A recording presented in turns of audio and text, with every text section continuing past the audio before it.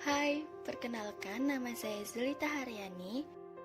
Di sini saya akan sedikit menjelaskan tentang struktur DNA dan RNA, alur informasi genetik, ekspresi gen, dan pewarisan sifat.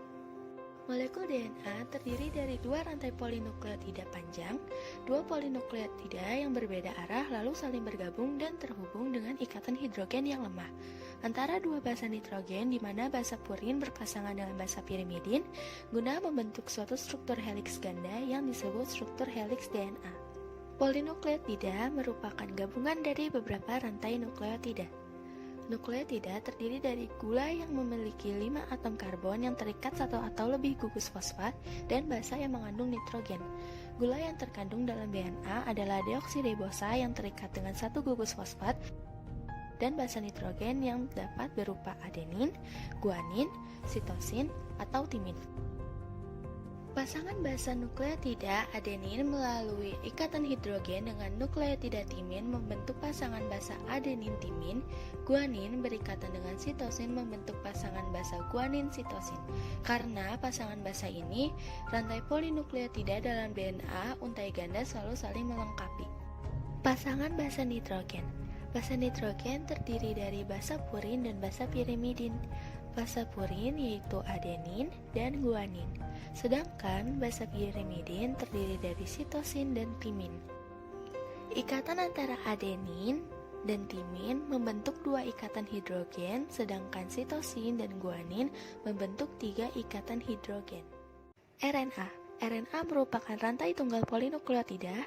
Tiap ribonukleotida terdiri dari 3 gugus molekul, yaitu gula 5 karbon atau ribosa, gugus fosfat, membentuk punggung RNA bersama ribosa, basa nitrogen yang terdiri dari basa purin yang sama dengan DNA yaitu adenin dan guanin. Sedangkan pirimidin berbeda dari DNA yaitu sitosin dan uracil dan gugus fosfat.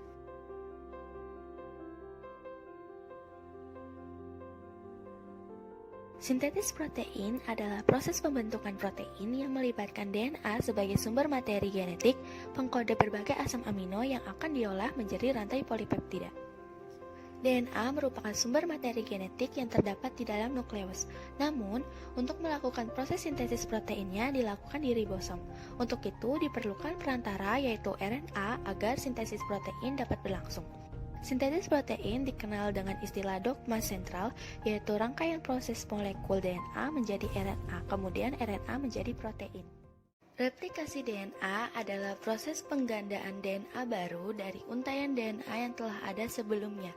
Kode genetik atau kodon pada DNA yang dibawa dan dicetak akan membentuk RNA sebagai sumber informasi genetik untuk memulai sintesis protein. Proses atau tahapan replikasi DNA yaitu pertama, ikatan hidrogen DNA kromosomal diputus oleh enzim helikase dari arah 3' ke 5'. Kemudian DNA polimerase mulai membentuk salinan DNA baru dari titik promotor ke terminator.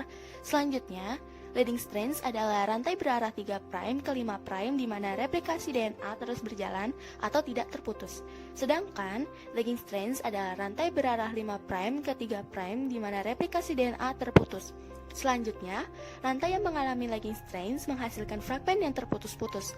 Fragmen ini disebut dengan fragmen Okazaki. Selanjutnya, fragmen Okazaki diperbaiki oleh enzim ligase untuk membentuk DNA baru. Dan maka terbentuk DNA baru hasil replikasi dari DNA kromosomal. Proses sintesis protein dimulai ketika ikatan hidrogen DNA hasil replikasi dipecah atau diputus oleh enzim RNA polimerase. Kemudian, rantai DNA tersebut dikode oleh mRNA. Sintesis protein terjadi melalui 2 tahap yaitu transkripsi yang dilanjutkan dengan translasi. Transkripsi adalah proses penyalinan informasi DNA kepada mRNA. Proses ini terjadi di dalam nukleolus dan dikatalisasi oleh enzim RNA polimerase. Transkripsi hanya terjadi pada satu untai rantai DNA yang mengandung kelompok gen tertentu saja. Translasi adalah sintesis polipeptida dari mRNA untuk menentukan urutan-urutan asam amino yang akan membentuk suatu protein. Translasi terjadi di ribosom. Pada tahap ini, sel harus menerjemahkan kode genetik atau kodon. Codon adalah 3 nukleotida pada urutan mRNA yang dapat diterjemahkan menjadi urutan asam amino. Urutan asam amino akan mengkode suatu protein spesifik. Pewarisan sifat merupakan proses penurunan sifat dari induk atau parental ke anak atau filial. Pewarisan sifat juga dapat disebut sebagai hereditas. Penurunan sifat dari induk ke anak ini tidak terjadi secara acak maupun tak beraturan, tetapi ditentukan oleh sifat-sifat orang tua yang dikodekan oleh materi genetik. Ada beberapa sifat yang terdapat pada induk jantan dan induk betina juga ditemukan pada anakan.